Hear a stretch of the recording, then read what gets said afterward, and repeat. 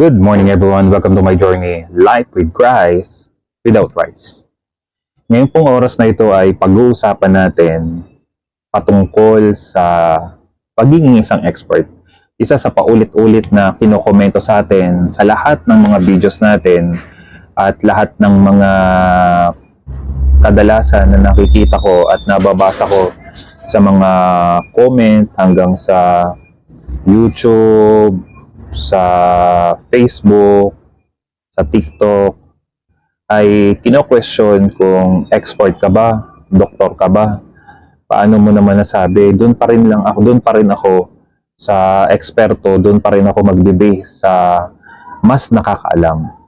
At maybe itong video po na ito ay encouragement na rin sa bawat isa na naghahangad na makatulong sa ating mga kababayan, naghahangad na mabuksan ng kaisipan ng ating mga pamilya, pero hirap na hirap tayo na magpaliwanag at bigyan ng diin ang mga bagay na naunawaan natin at nalalaman natin sapagkat napakahirap na mapaniwala ang ating mga mahal sa buhay.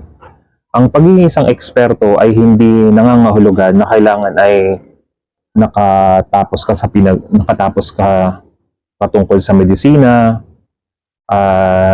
nakatapos ka ng napakaraming kurso patungkol sa expertise about proper nutrition, ay tila hirap na hirap talaga tayo na, alam mo yun, yung ipaliwanag sa in layman's terms sa ating mga pamilya kung paano ba natin sila makukumbinsi doing carnivore way of eating.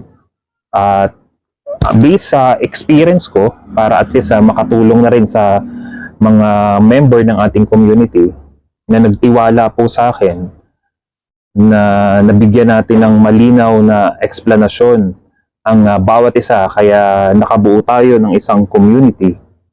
Isa lang naman ang lagi kong paulit-ulit na pinapaliwanag sa community na meron ako. Based sa observation, mag-observe ka lang naman sa paulit-ulit. Ano ba yung madalas sa kinakain? Ano yung madalas na ginagawa, naging treatment sa lahat ng klase ng sakit? Doon ka rin lang naman magbe-base eh. At kung uulitin mo rin lang naman yung ginagawa ng karamihan, bakit mo pa gagawin? Same scenario, same medication, same approach patungkol sa proper nutrition. Ano pa ba yung mahirap unawain doon? At kung iisipin nating mabuti, pagdating sa information, sobrang daming nagbablog na mga doktor ngayon. Sobrang daming espesyalista na nagbablog ngayon, nagpapaliwanag. But the problem is, ano yung solution nila doon sa problema na yun? Yun yung matinding malaking pagkakaiba dun sa ginagawa natin ngayon sa meat-based diet, sapagkat napakalaki ng difference, napakalaki ng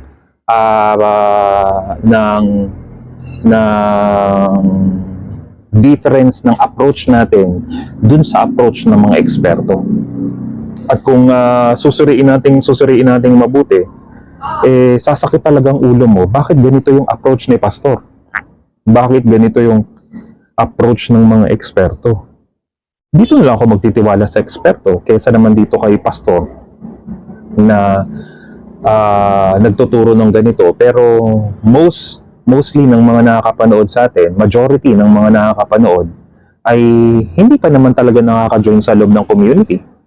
At based sa mga pag nire-review ko yung page ko, 98% ng nakakapanood na paulit-ulit ng mga reels natin, ng mga videos natin, ay hindi talaga naka-follow sa ating Facebook page. Lang po dyan, sa ating pamilya, lahat ng information, sa madaling salita, lahat ng mga studies, lahat ng mga mahuhusay at dalubhasang doktor, inalalathala na po nila sa publiko.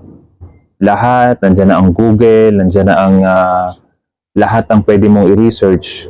Pero kapag hahanapin mo patungkol sa carnivore way of eating, tila taliwas talaga based on facts and data, at mahirapan talaga tayo magdesisyon. Pero paano ako nagdesisyon? paulit-ulit kong pinagbasihan ang mga pinapanood ko ng mga eksperto. Paulit-ulit ko yung pinapanood, at pare-parehas lang sila ng advice. Doon na ako nagtaka. Sabi ko, Lord, I need wisdom. Lord, bigyan mo po ako ng sapat ng kaalaman, wisdom na nagmumula po, Panginoon, sa'yo, at lakas ng loob. Once na napatunayan ko na ito po ay makakatulong, I will build my community. At gusto kong maging healthy muli ang mga tao, at gusto kong makabalik uli sila sa normal nilang pamumuhay. Yun lang naman, nangarap lang talaga ako, mga kabaka, sa ating member ng community, at sa lahat ng mga hindi pa nating mga kabaka, nangarap lang po ako na maging isang kasangkapan na makatulong sa ating mga kababayan ng libre, walang bayad, na walang iinuming food supplement, walang iinuming gamot, hindi mo kailangan magpa-chemotherapy, hindi mo kailangan magpa-dialysis, so anything. Kung nagpapadialysis ka na, pwede ka naman magpa-dialysis kung nasimula na. Pero, kailangan natin pumasok doon talaga sa proper nutrition upang makita natin yung malaking pagbabago. Kasi kung paulit-ulit din lang naman, ginagawa na rin lang naman yan ng karamihan, ano magiging resulta? Yun at yun din lang naman. Hanggat kaya ng katawan mo, sige, dialysis ka lang. Hanggat kaya ng katawan mo, sige, pa-opera ka lang. Pero kapag hindi na kinaya ng katawan mo, sa paulit-ulit na pagbalik ng mga sakit natin, tayo din yung mag-suffer hanggang huli. Kaya, yun lang naman Nagkaroon lang naman ako ng pagkukumpara sa mga eksperto, ano yung practice na ginagawa nila. Bakit hindi natin gawin yung opposite? Baka sakali magkaroon ng magbabago.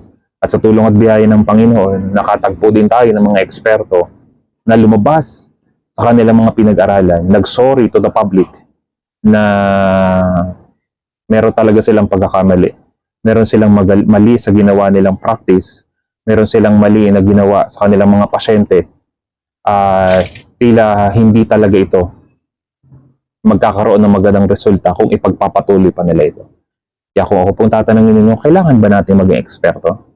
Sobrang dami na po mga kabaka na eksperto na nasa publiko na nagpapaliwanag patungkol sa health condition, and yet kung kailan naman naging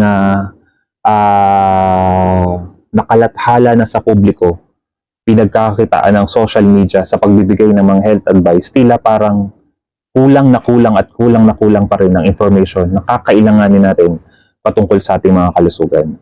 Kaya ikaw, kailan ka ba magdedesisyon para ma-encourage ang iyong pamilya? Ano pa ba ang kailangan pa nating patunayan? Meron na tayong proven community na tumutulog sa ating mga kababayan na nagpapatunay na marami talaga natutulungan. Kaya ikaw na lang yung magdesisyon. Kung napanood mo itong short video na ito, sana ma-encourage ka. Pag-aralan mo ang meat-based diet, kung paano nabuo ang community na to. Humble beginning na marami nang natutulungan. Naniniwala ako na matutulungan din ito ang pamilya mo. Kung may mga katanungan ka, mag-PM ka lang sa lahat ng mga social media account na meron ako. Tutulungan kita. Kung meron man nag-send sa'yo ng video na to, tanungin mo siya upang makapag-PM ka sa akin, makausap mo ko at matawagan kita at ang pag-usapan natin anumang health condition na meron ka. Basta tiwala lang tayo sa ating Panginoon. Lagi ko lang sinasabi, hanggat may hininga, may pag-asa. Ako po si Pastor Kelvin Cabuyao. Always remember, we can live without Christ and we cannot live without Christ. God bless everyone.